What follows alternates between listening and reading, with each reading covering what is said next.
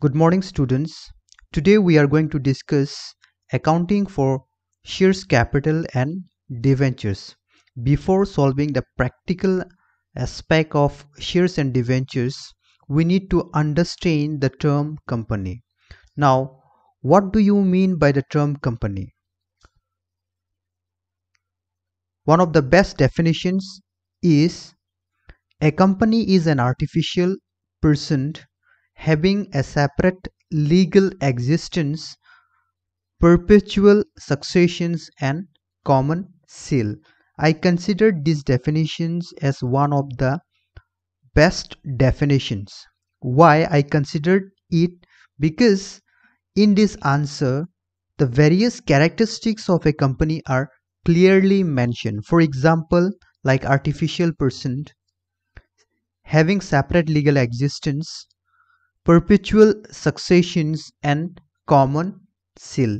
These are the basic characteristics of a company. That's why I considered these definitions or answers as one of the best definitions for the term company.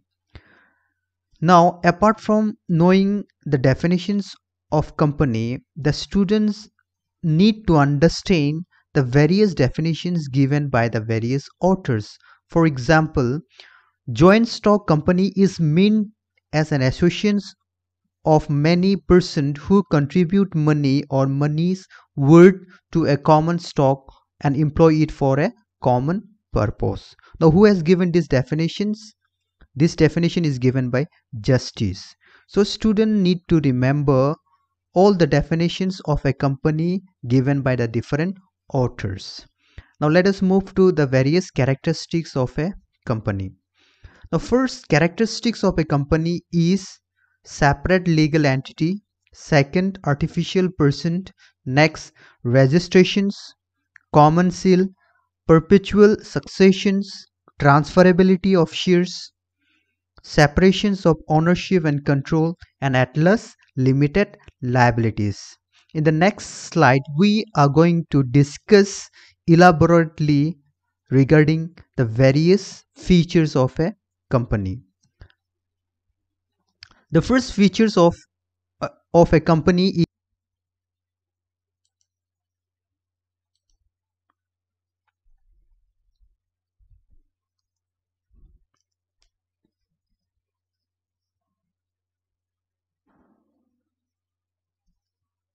the first characteristics of a company is separate legal entity. It means separate legal concern, organization, institutions, or company.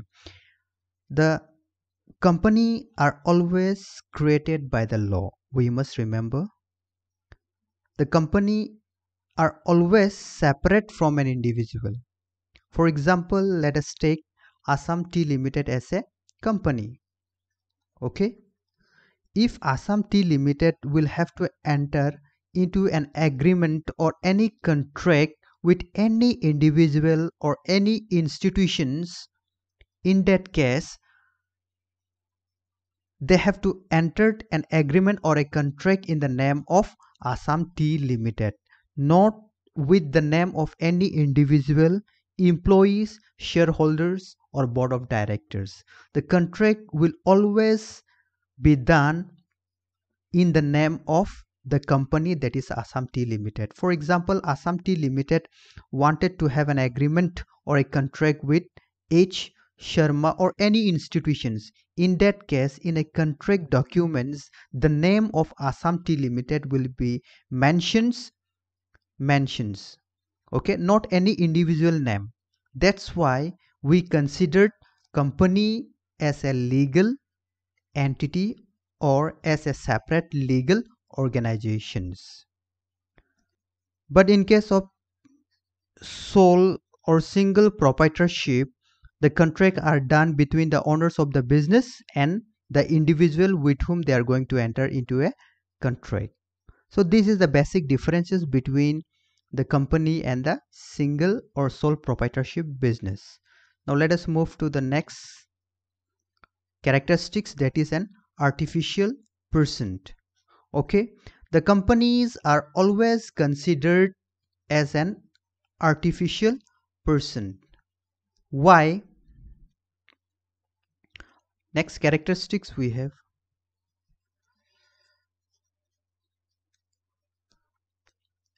The next characteristics is artificial person.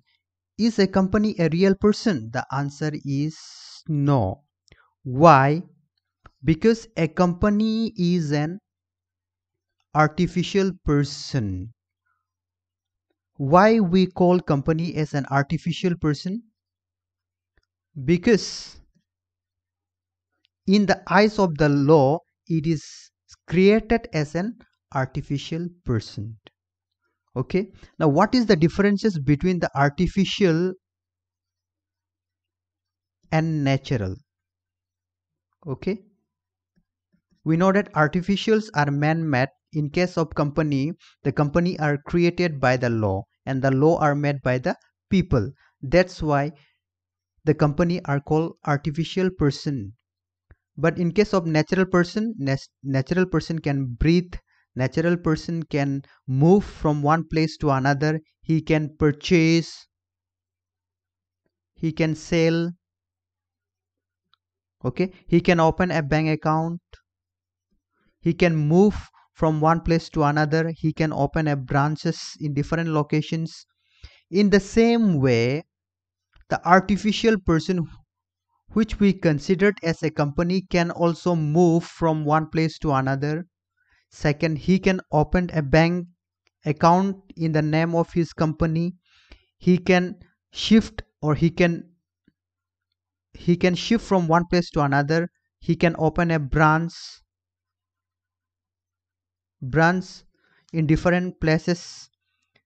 He can purchase, he can sell goods. Okay, he can enter into a contract, he can make an agreement. That's why company are called as an artificial person. The basic differences between the artificial and the natural is that the artificial cannot breathe whereas the natural can breathe. So this is the basic differences. Therefore the company are regarded as an what? Artificial person. Because a natural person can do so many things, in the same way artificial person can also do so many things, activities except breathing. That's why companies are regarded as an artificial person in the eyes of the law. Okay, now let us move to the next characteristics, that is registrations. Okay, why the company have to register? Why is it necessary? Of course, the company will have to register under Indian Companies Act 2013. Okay, under Indian Companies Act 2013, the company will have to register their company. Earlier it was registered under Indian Companies Act 1956, but Indian government has amended new act, that is 2013 act. Why the company have to register? Because in the eyes of the law you need to become what? Legal entity, legal organizations, which can be done only after registrations. Okay, if you want your company to be exist, first you need to go to the registrar. After register, you will get a certificate of incorporations. If all the documents are okay, if the company satisfy all the procedures for registrations, then the registrar will issue a certificate of incorporations. Okay, the proforma or the sample of certificate of incorporation is like this. Okay, as soon as you receive the certificate of incorporation, you can start your normal business activities. That's why the registrations of the company is very important in order to recognize themselves as a legal organizations. Let's move to the next slide, that is common seal. Why do a company need a common seal? As we know that company is an artificial person. Okay, so when we enter in any contract or when we want to do any agreement, as we know that in a document we have to sign. Okay, since company is an artificial person, it is not possible for a company to sign. So in order to make the contract valid, the company prepare a common seal. Okay, common seal, the pro forma or the sample of the common seal is like that. Okay, it is not like the seal that we use, that is 300-400 rupees rubber stamp and all. It is not like that. They spend a huge amount of money to prepare a common seal, and this is the pro forma. Okay, this is the pro forma of common seal, and in this seal you don't have to insert any ink. Okay, in a document the documents are inserted here, and after that they press it like a stapler, and the name of the company will be imprinted like that, not with the ink. All right, so once they imprint into a documents, that documents will become a legal.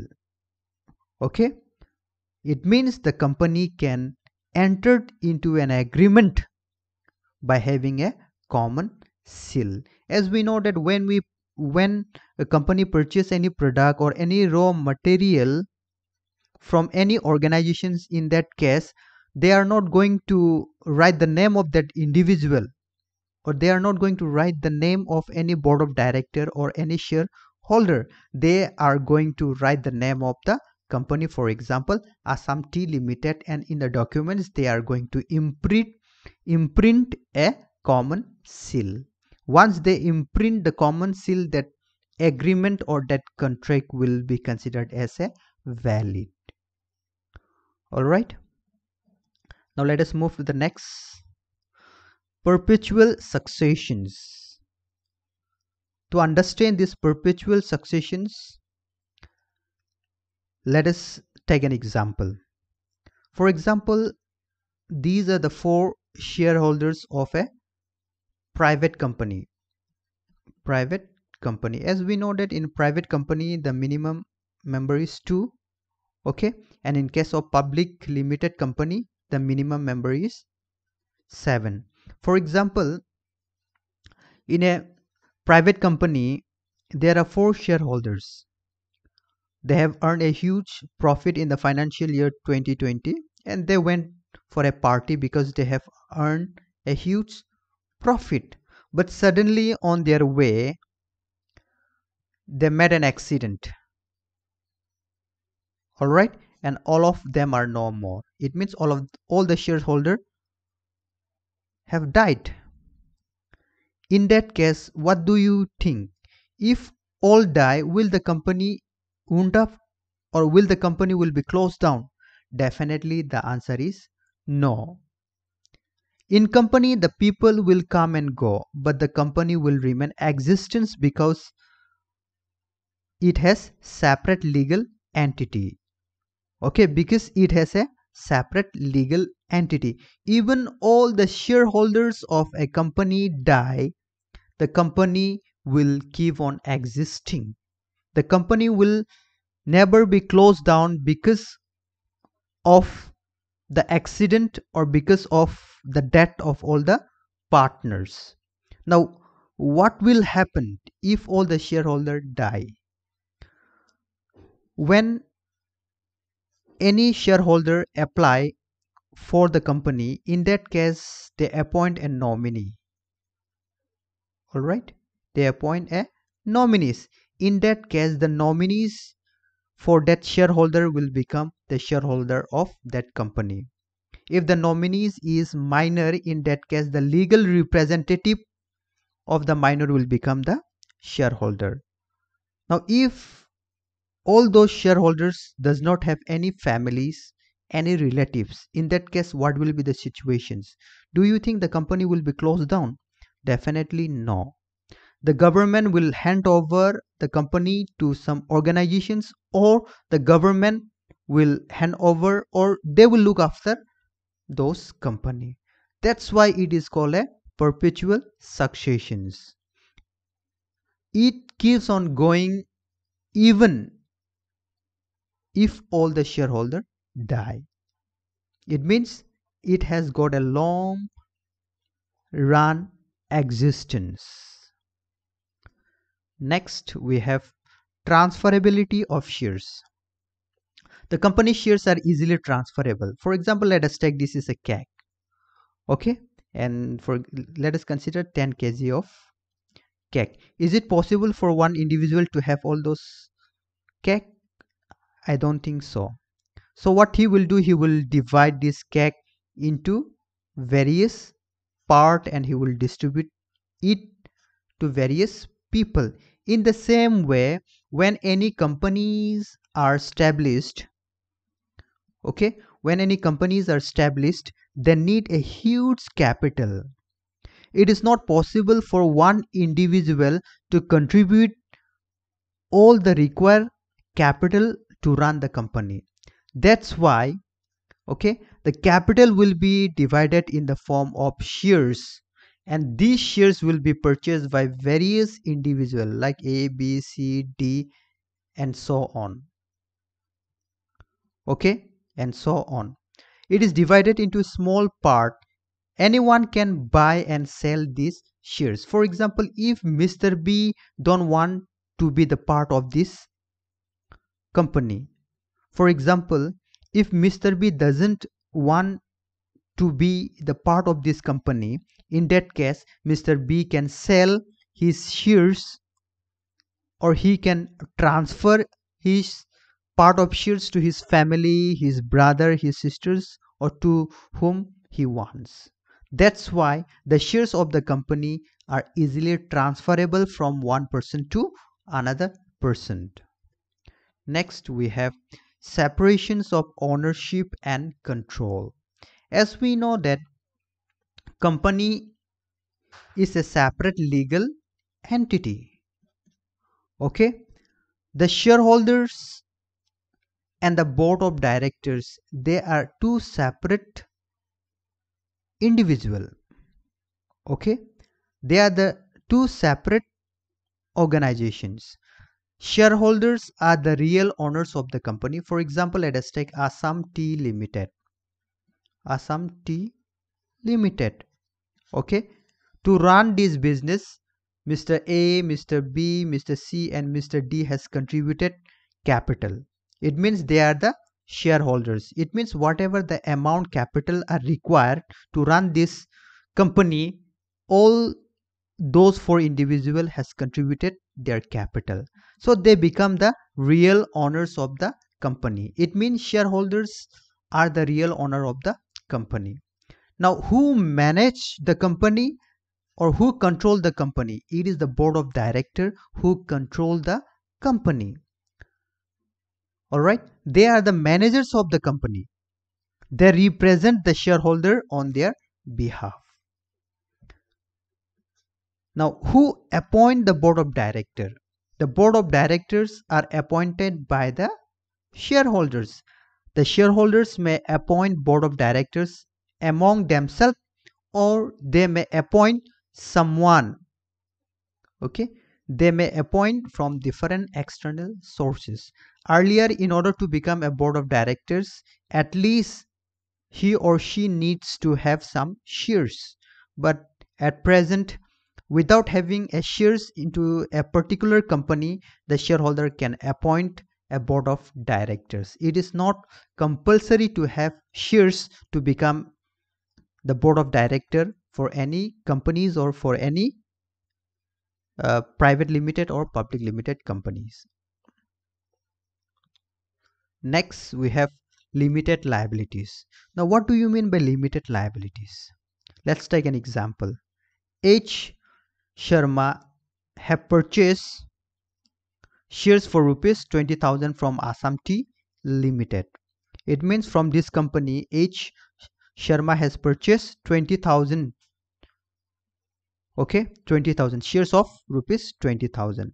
He paid 15,000 to Assam Tea Limited for the shares he has purchased. Now balance is rupees 5,000 he is supposed to pay. Now suddenly Assam Tea Limited company has incurred a loss. Okay, they have made a loss of rupees 20,000. Do you think that Assam Tea Limited can go and ask to Mr. H. Sharma to pay 10,000 for the loss that they have incurred? Definitely the answer is no. Why? Because according to Indian Companies Act 2013, the liabilities of the partners are always limited. It means whatever the amount that Mr. H. Sharma was supposed to pay, he will pay only those amount, that is 5,000 rupees. That's why it is called a limited liabilities. So these are the some explanations for the characteristics of company. Now I have compiled all the definitions and all the characteristics of a company and prepared a notes for you. So the students can write the definitions and the characteristics of the so the student can write the characteristics and the definitions of the company from the remaining slide. Here I have given the separate legal entity, artificial person, registrations, common seal, perpetual succession, separations of management and ownership, transferability of shares, and at last limited liabilities of members. So these are the explanations for the term companies and the characteristics of the company. If you have any doubts, or if you have any doubts, or if you want to ask any queries regarding this topic, you are most welcome. You can personally contact me, or you can send me in WhatsApp. That's all. Thank you. Take care and have a nice day.